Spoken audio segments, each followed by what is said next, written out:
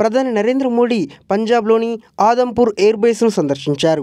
మంగళవారం ఎయిర్ బేస్కు చేరుకున్న ప్రధాని అక్కడ సైనికులతో ముచ్చటించారు. ఆపరేషన్ సింధూర్, భారత్ పాకిస్తాన్ మధ్య కాల్పుల విరమణ తర్వాత ప్రధాని పర్యటన ప్రాధాన్యత సంతరించుకుంది. భారతదేశం ఆపరేషన్ సింధూర్ను చేపట్టిన తర్వాత మే 9, 10 తేదీల మధ్య అర్ధరాత్రి సమయంలో పాకిస్తాన్ దాడి చేయడానికి ప్రయత్నించిన ఎయిర్ బేసుల్లో ఆదంపూర్ కూడా ఒకటి.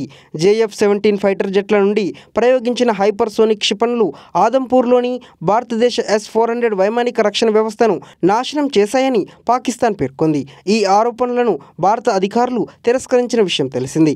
మంగళవారం ఉదయం ఆదంపూర్ ఎయిర్ ఫోర్స్ స్టేషన్ సందర్శించిన సందర్భంగా ధైర్యవంతులైన వైమానిక యోధులు మరియు సైనికులను కలిసినట్లు ప్రధాని తెలిపారు. ధైర్యం, దృఢ సంకల్పం మరియు ధైర్యానికి ప్రతిరూపంగా నిలిచే వారిని కలవడం ప్రత్యేకమైన అనుభవమని ప్రధాని పేర్కొన్నారు.